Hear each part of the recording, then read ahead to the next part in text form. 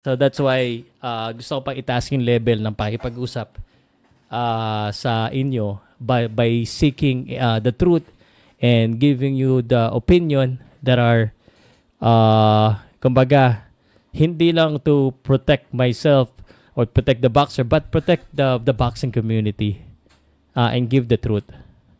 I know you will set breakthrough in your careers. Si Tony Wicks mukhang amateur sa parangal mo. Yeah, ang aking goal ko talaga Asia next and then the world. That's why pa-English tayo paminsan-minsan eh. So we'll try to maybe do some English topic then. I'm a fan of Alas. Ang binanggit naman wag kayong tumawag ng kabulukan ng box lalo na kung kana winter. Hindi ko maintindihan kung ano ibig sabihin mo dyan. Ayos yan, idol. Bumaba ranking niya. Ibig sabihin, dadami laban ni Casimir kasi magiging pilihan siya. Nasa ano niya, promoter. Laglag nila si Casimir kasi inggit sila ha. Sir Pao, sa totoo lang, sinong mayabang sa silver? Tae, panay, panira. Totoo naman din na medyo sumusobra na minsan sa pang-asa si SB. Pero sabihan mo na, pinapatulan nyo kasi. No? Kaya nagiging ang conversation, hindi na nagiging healthy masyado. Nakikipag-away kayo. Uto-uto kayo. Nagpapauto kayo eh. Pao, magpakatotoo ka, bakit nung hindi maganda pinakita ni Casimir sa laban niya kay Uguni, sabi nyo dapat palitan yung coach niya. Pero puro round. Nasagot ko na yan, Jimmy Camalieri. Unang-una sa lahat, sabi ko dagdagan yung coach at hindi kaya ni Jason. Pangalawa, bakit mo naman papalitan si Nonoy? Si Coach Jason, kaya naman sinabi yun, sino lang ba kino-coach niya? 'Di ba? Hindi naman pare-pareho lahat ang tawag dito, pare-pareho lahat ang solusyon. Palit coach lahat? 'Di ba? Hindi naman ganun. Isip-isip ka. Yun ang nasabi ko doon, yun ang aking opinion doon. Alam nga naman, pareho ko ng opinion dito. Mas bilib ako kay Nonoy Neri, kay coach. Ang dami niyang naipanalo. Di ba? Mahirapan magpain. Guys, hindi pare-pareho ang aking opinion sa iba't ibang tao. Pag nakalaban ni Inoue, good retirement for Casimir. Sana good condition siya. Yun, sana maglaban sila. Masaya na siya doon. Sa madaling salita, Casimero po. Matalo si Casimero, brutal KO. Wag naman. Wala pa naman nakapagpaano kay Casimero eh. Underrated defense niya. Na mukha pa lang ng magkapatid. Nakainis na. Kailanman pa. Alam mo, mistress, misleading ka. Tingnan mo yung content ko. Tingnan mo. Masyado ka misleading eh. Masyadong misleading, bro.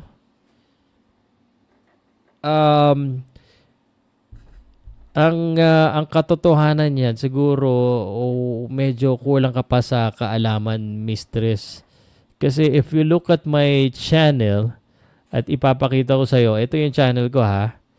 Okay? So, nakikita mo yan ha. Papakita ko sa'yo ha.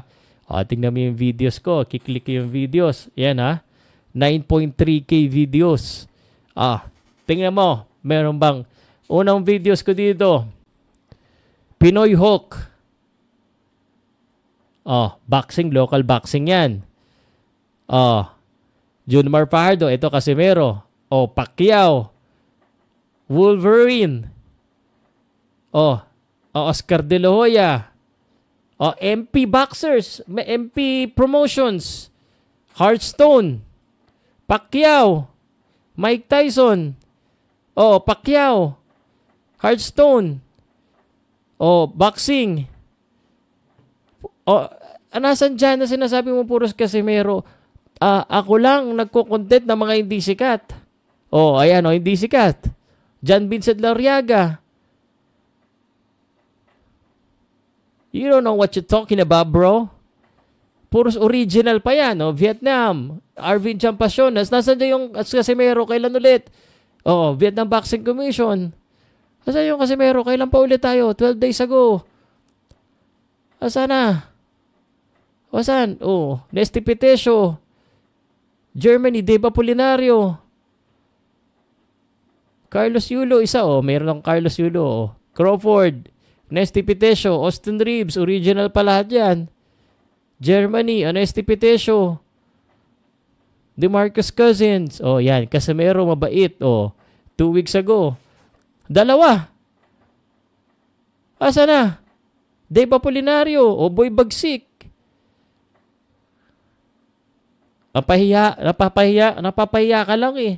Alam mo, okay naman maging passionate eh. Pero pag mali-mali at puros katangahan, pinapahiya mo lang sarili mo. Sino ngayon na napahiya sa atin?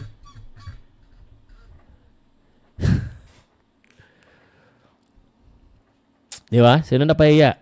Nakakaya naman ni Mistress, Mistress! Ikaw talaga, Kaya naman, magganap ka ng channel na nagko-content, sasabihin yung pera-pera ng hindi mga sikat at nag-i-interview ng mga bagong boxers. Maghanap ka.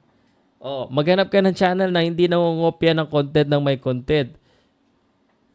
Yan ang sinasabi ko sa inyo. Ibang level to, bro. Ha?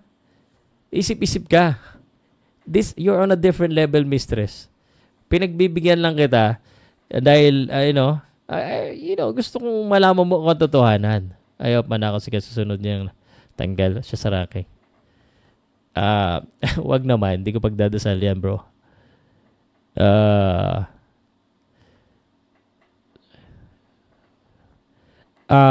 Hindi po. Cross my heart. I want him to win. I want him to continue. But I'm afraid that he might lose if ganyan ang ginagawa niya. Hindi siya focus.